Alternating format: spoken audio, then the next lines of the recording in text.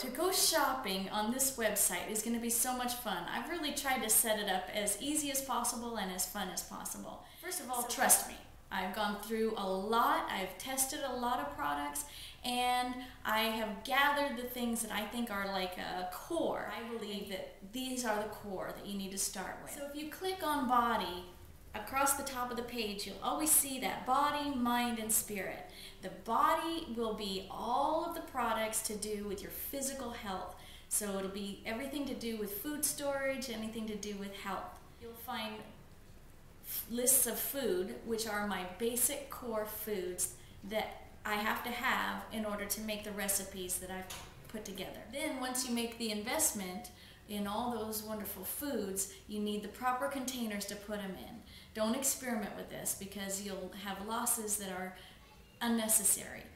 You need to have the finest and best containers to hold your finest and best foods and keep them fresh and keep them safe from any kind of intruders like bugs or rodents. And then you'll find printed materials such as the cookbook, but also labels and things that you can order to make everything a little more organized and go a little smoother. I recommend that you just go ahead and buy the rack in your local area if you're going to do the rack idea. A lot of people already have a rack like this and they say, oh, I already have one in my basement.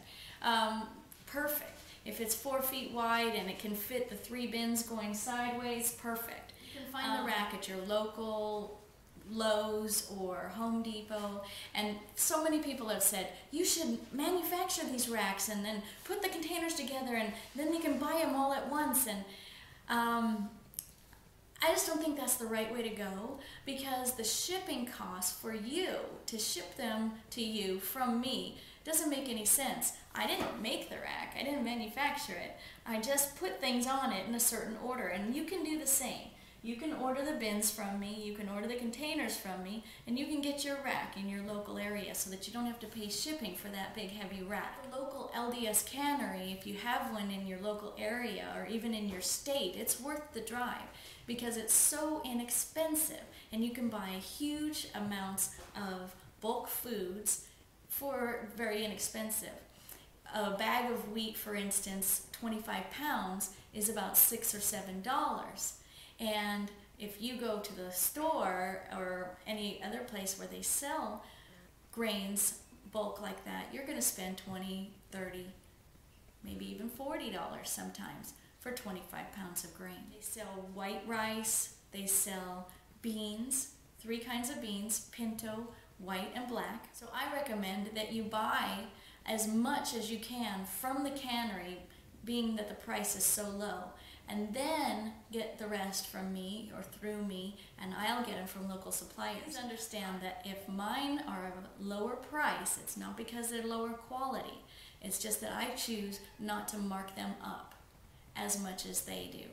I mark them up just enough to keep this business running so that I can do what it takes to keep things going. When you gather friends together and you make a large order, and the shipping then is broken up over a few people, it can really reduce the price even more. Another thing that makes it a little complicated when you try to order from other companies, other sites, and the reason why I set this up is because I was noticing that it is very complicated to use their site. There's so many choices and lists and lists and lists of foods, and how are you going to know how much you need or what you need? So I feel like what I've done is I've taken a lot of that pressure off, and I've taken off all of that thinking so that you could just get your food, start cooking now. And there's still a lot of work ahead. I've eliminated a lot of steps, but there's still a lot of work ahead for you. So it's not like I've done it for you. You still are going to have some things to work through and learn. But I can eliminate a lot of the beginning steps that are like the big hump that people are having trouble getting over. Now, I never had old food in my house. I've never had old food.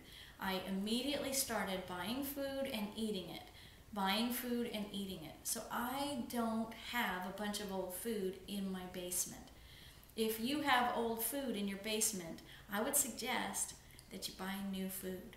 You can keep the old food and put stars on it, Label it in some way so that you can tell which ones are old, especially if they're 10 or 15, 20 years old. Have a way to mark it that those are old. And then if you're going to start using your wheat, making a whole foods kitchen, and start using some of the recipes I'm recommending, and changing your life and changing your diet and becoming healthy and also self-reliant, I would suggest you start with fresh, new food. And save the old food for when you know there's going to be a crisis and there may be hungry, starving people that would be very, very thankful to get food. This may even be the plan. That sometimes I wonder about the plan. Why did we start storing food?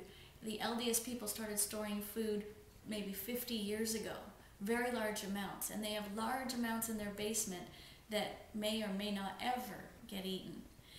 But I'm starting to wonder if that isn't a plan, so that the ones that are new coming will eat their food now and get used to having whole foods, and they'll have a year's supply, and those that have the food in their basement may be saving it for those hungry people. That may have been the plan. But I know that there's probably not a plan for us to eat old food intentionally. If we could have fresh food and we have the money to have fresh food and they're still available, invest your money wisely while you have it, because there is a time coming when there won't be food to buy and there won't be money to buy it with. Set up the list of foods so that you can see exactly what to order, and you only have to click once to get everything in that bin.